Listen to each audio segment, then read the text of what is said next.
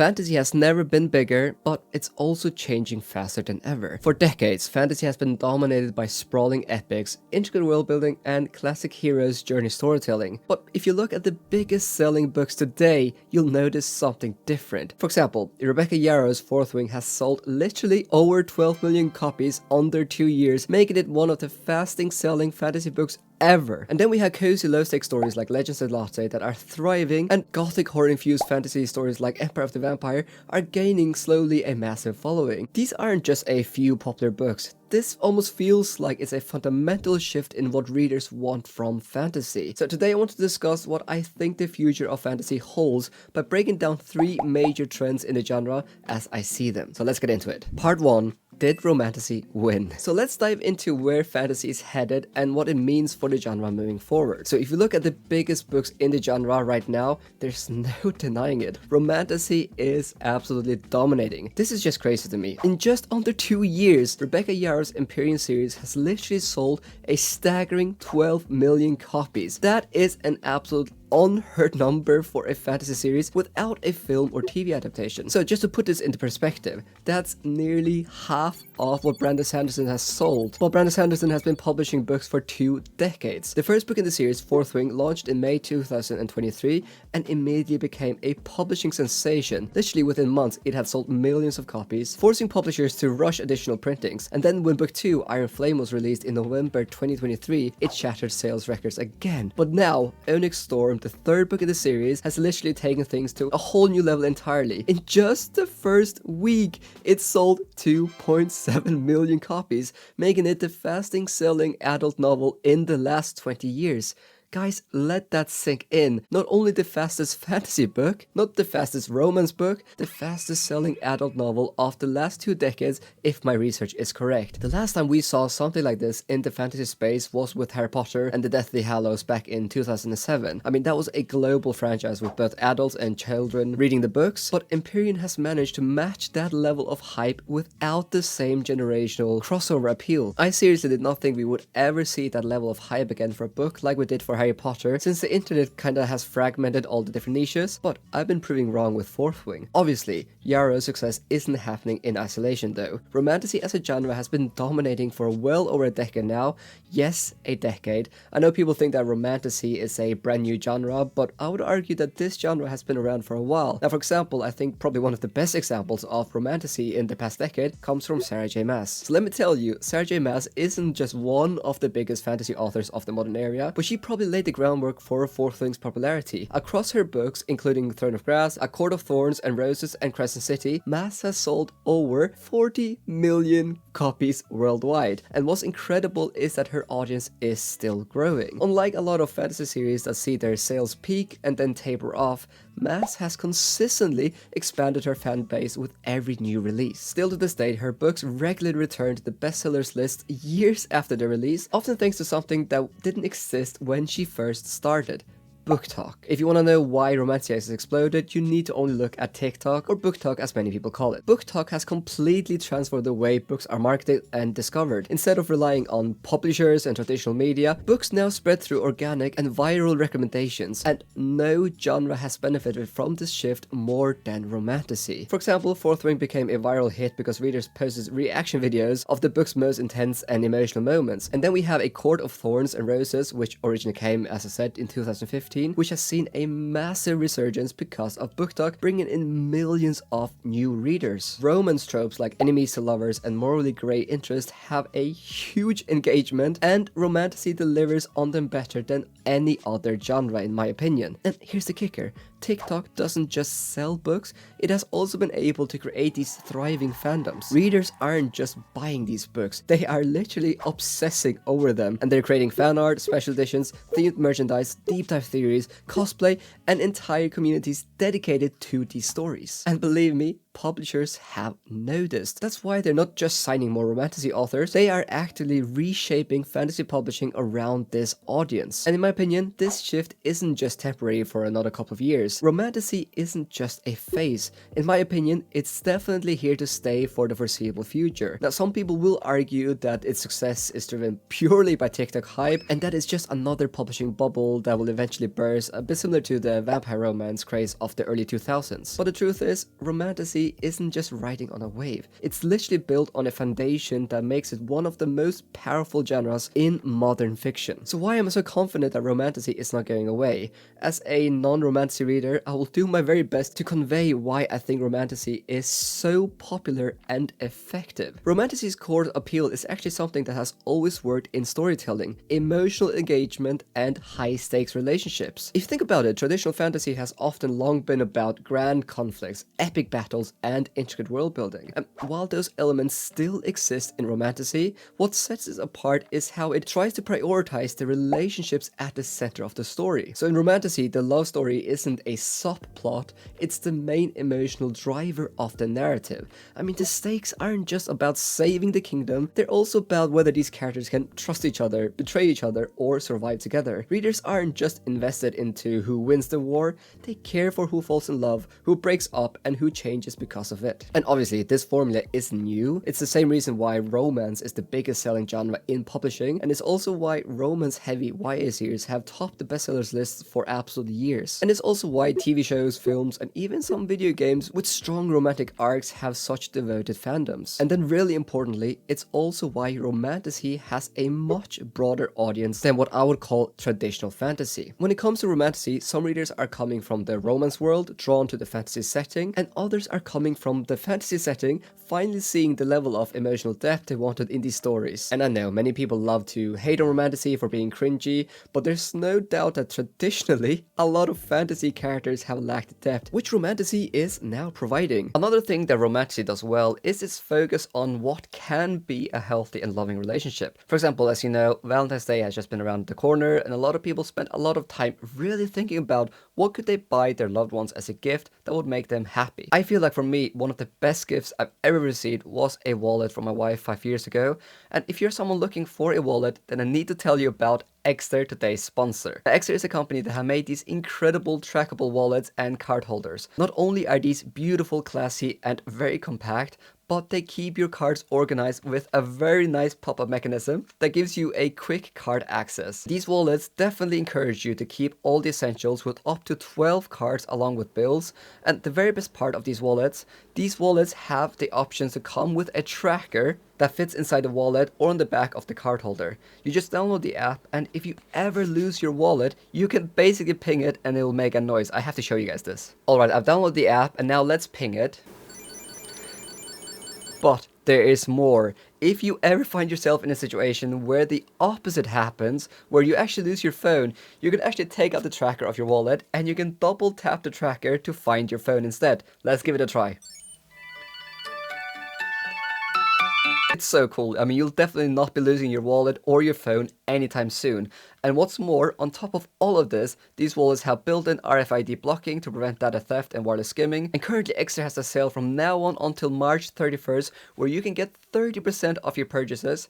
But if you use my link in the description and use the promo code libraryofaviking, you can add an additional 10% to your purchase to get up to 40% off your order. Thank you so much to Extra for sponsoring this segment. These wallets are genuinely so sick. Let's get back to the video. Lastly, for many, Romantasy is their entry point into fantasy as a whole. So for a lot of people, probably in the hundreds of thousands, if not millions, Romantasy is the gateway genre. And Romantasy has become like almost this bridge, bringing even more readers into the fantasy niche than ever before. So the success of Romantasy isn't just about Sarah J. Maas or Rebecca Yarros. We're now seeing an entire new wave of authors rise to prominence, blending romance and fantasy in fresh and hopefully exciting new ways, which is changing the genre. And even authors who traditionally wrote in other genres are now starting to incorporate so-called Romantasy elements because they see that's where the market is heading. And what's important here is that these books are also succeeding outside of just one viral moment. These authors are building long-term fan bases, creating entire ecosystems filled with collector's editions, spin-offs, and dedicated communities. Romantasy clearly isn't just one big hit. It has almost become a kind of movement within the fantasy genre. And if you need proof that Romantasy isn't just a trend, Literally, just look at what the publishers are doing. For years, the big publishers focused heavily on classic epic fantasy and grimdark, the kinds of books that inspired Tolkien, George R. R. Martin, and Brandon Sanderson. But now, the industry is definitely shifting. For example, it seems like marketing is changing in some ways. Covers are being kind of redesigned to fit the Romantasy aesthetics, with bold, minimalistic designs, with foil accents and dramatic typography. And then special editions are skyrocketing across the fantasy niche. And within the Romantasy niche, it feels like every Romantasy book is now getting a deluxe version because publishers know fans will collect multiple editions. And it also just feels like acquisitions are different. It feels like publishing houses are now actively seeking books that blend high-stakes romance, and they're giving those books the biggest marketing push. And of course, this isn't just a coincidence. Traditional publishers go where the money is, and right now, a lot of money is in Romantasy. Again, 2.7 million copies sold in the first week for book 3 that doesn't even have an adaptation. That is just unheard of and just simply incredible. Well done, Rebecca Yarros. So I can pretty strongly say here that Romantasy isn't a fad for the following reasons. As I said, it's built on a fundamental storytelling elements that work across every genre, and new authors are constantly emerging, ensuring that the genre keeps growing, and also, most importantly, the publishing industry itself is kind of pivoting to support and expand this market. If anything, we're still in the very early days of Romantasy's dominance, but obviously this raises a question. If Romantasy is becoming more and more dominant in the fantasy genre, where does that leave the other subgenres? The good news, Romantasy isn't the only trend shaping the future of fantasy. So while Romantasy definitely dominates a lot of the mainstream, there are two other subgenres, cozy fantasy and lit RPG, that are definitely becoming some of the most exciting parts of the fantasy landscape. So let's talk about them. The rise of new subgenres. Obviously, not everyone wants big epic battles, dark prophecies,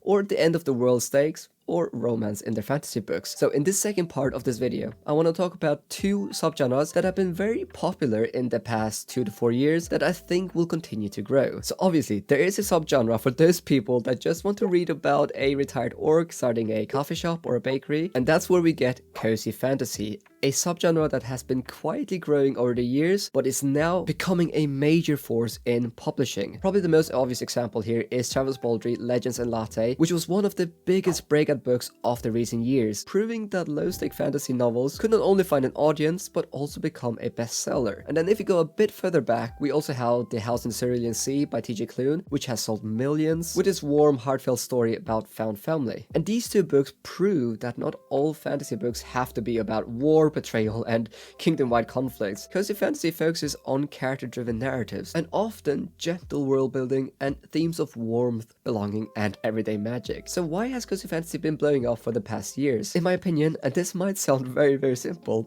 but I think it's because we're living in a stressful world and people are looking for comfort. This rise of coziness in media isn't just happening in books, it's literally happening across all forms of media. In gaming, the rise of Stardew Valley, Animal Crossing, and cozy indie games shows that players love relaxing, stress-free experiences. And then in TV shows like Ted Lasso and The Bear have really redefined what engaging storytelling looks like, focusing on warmth, empathy, and character growth rather than non-stop conflict. And that's where cozy fantasy fits perfectly into this movement. It provides an easy escape, but not in the way that traditional fantasy has usually done. Instead of taking us on an epic adventure filled with danger, it invites us into a safe, magical world where the stakes are low, the vibes are immaculate, and the focus is on connection and personal growth. It's a genre that prioritizes emotional well-being over action, and that's exactly what many readers have been craving and are craving right now. So I feel like I can say that it's very likely Romantasy and cozy fantasy are going to continue to dominate for the foreseeable future. But while Romantasy and cozy fantasy are taking over the mainstream, there is another subgenre quietly growing behind the scenes, one that has literally been selling millions and millions of copies, even if traditional publishing hasn't fully caught on yet. Yes, I'm talking about lit RPG and progression fantasy. So some of the books in this subgenre include He Who Fights With Monsters, which has sold literally millions of copies and has built a dedicated fan base despite receiving very little traditional marketing. And then even more famous maybe is Will White's Cradle series, which has become one of the best-selling self-published fantasy series over the past decade with more than 4 million books sold. And then obviously in more recent times, Dungeon Crawler Carl has been everywhere. And yet, if you walked into a mainstream bookstore, you probably wouldn't see these books on the shelves, with the exception now of Dungeon Crawler Carl. And that's because lit RPG and progression fantasy have built their audiences almost entirely outside of traditional publishing. One of the biggest reasons for the rise of lit RPG and progression fantasy is the way that people are consuming books in this day and age. Unlike traditional fantasy, where authors have often relied on hardcovers and bookstores and major publishers backing, most lit RPG and progression fantasy authors have bypassed that system entirely. Instead, they're thriving on two major platforms: Kindle Unlimited, where readers can binge entire series without committing to individual purchases, and then obviously Audible, where these books, especially long episodic ones, have become wildly successful as audiobooks. Many of the top-selling audiobooks in the fantasy category aren't big-name traditional authors. They are now lit RPG and progression fantasy series, often narrated by popular performers like Travis Baldry. And what's so interesting to me is that for these books, traditional bookstores' presence doesn't really matter that much. The audience is already online, discovering books through word of mouth, social media, and dedicated communities. And you might be wondering, why do so many people say that lit RPG and progression fantasy is so addictive? From my research, it seems to come down to three main elements. One,